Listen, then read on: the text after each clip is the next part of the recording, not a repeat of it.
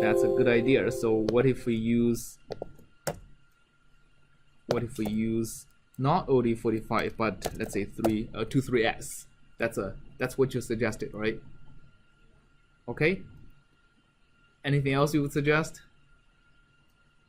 Let's try that.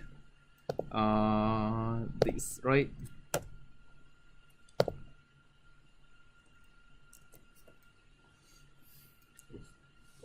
Long wait.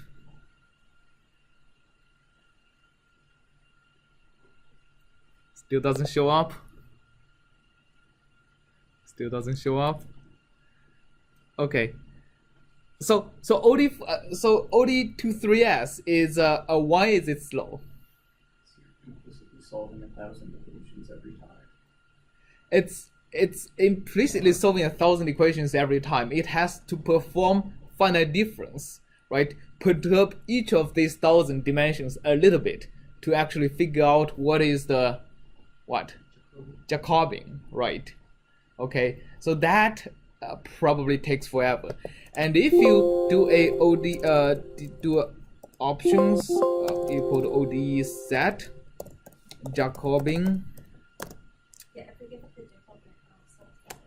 Yeah, if you give it the Jacobian, let's see. I think the Jacobian is something we actually computed inside this, right? So this minus a is actually the Jacobian, right? So let's just take it to be n is equal to 1,000, and we'll just copy everything here. Okay, and ODE, and we set options is equal to ODE set Jacobian to be minus a, right? Is that okay? And then let's try again to see if we can get a reasonably fast solution. We'll do this, and we'll put option here. Okay, and then we'll do this and end.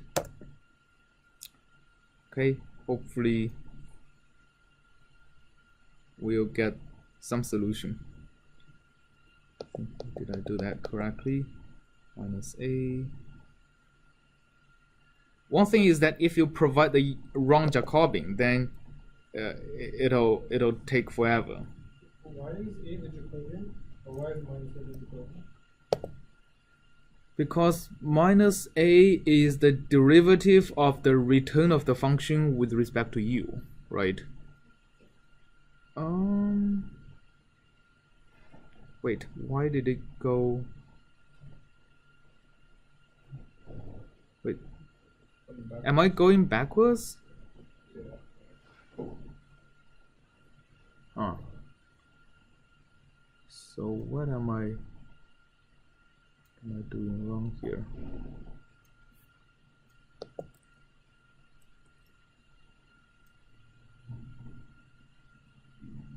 What is set Jacobian minus a?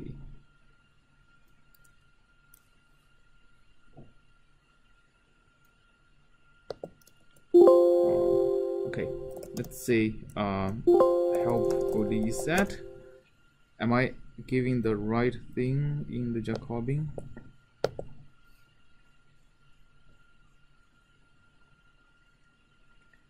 Jacobian function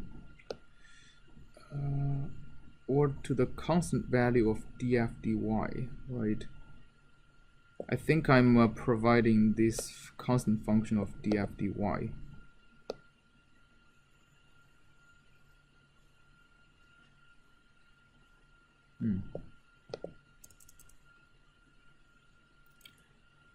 Oh wait, I think I'm not, sorry, I'm not going backwards. It's actually going forward. It's just that I forgot to initialize u0.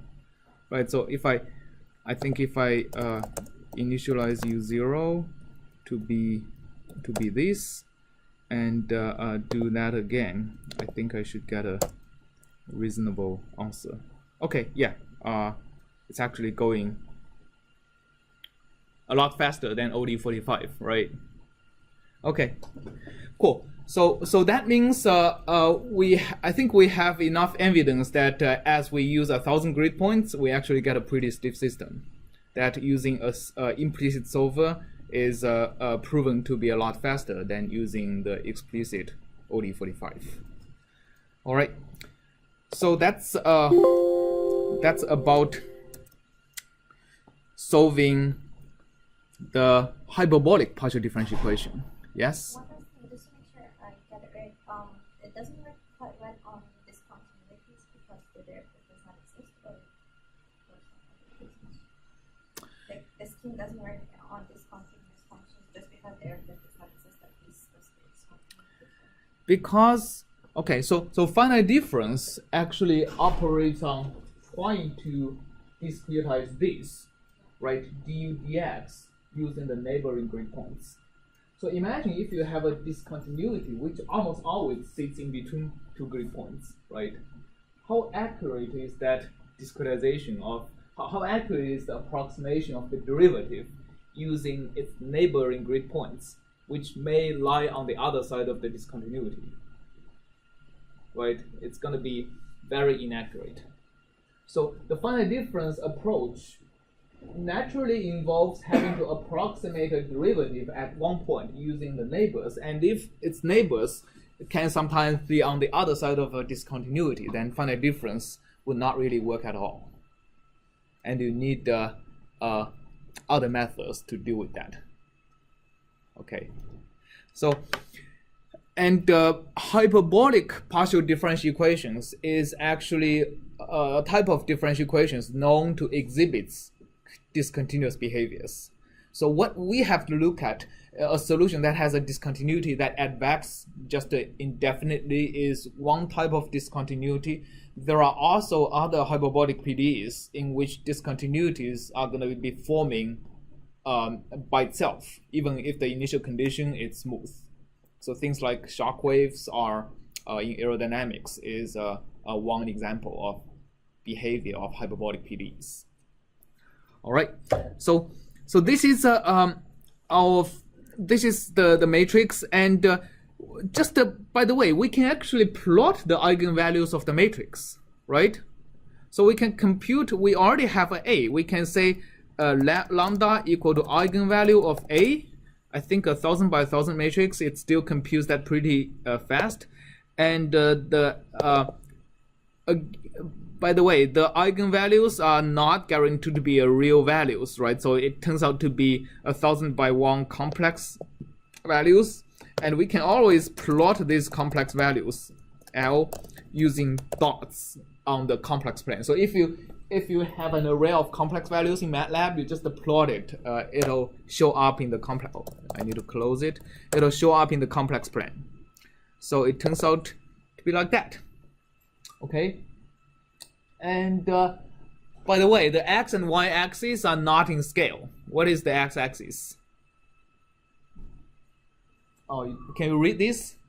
10 to the minus 13. So if we do axis equal, you get this, which pretty much says that all the eigenvalues of our central difference or midpoint rule for discretizing the first order spatial derivative gets us eigenvalues exactly aligned on the imaginary axis, right? So ODE45 actually can handle this with no problem because as long as we have a small enough time step. But if you use forward Euler to solve the system, you are guaranteed to diverge. All right, because forward Euler has a stability region. If you remember, like over here, it's a circle over here. No matter how small a delta t you use, it'll just be a bigger and bigger circle. You'll never include these points. All right, and it's not coincidence. This is minus 1,000. We have 1,000 grid points.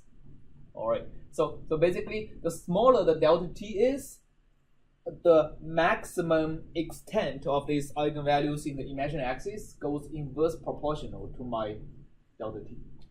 Oh, sorry, delta x, not delta t, right? So the smaller the grid spacing is, the bigger the eigenvalues are. So that means my time step has to be proportional to delta x if I'm using an explicit solver.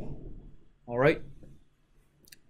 Okay, so this is our initial discussion of using finite difference to solve hyperbolic PDEs. Any questions?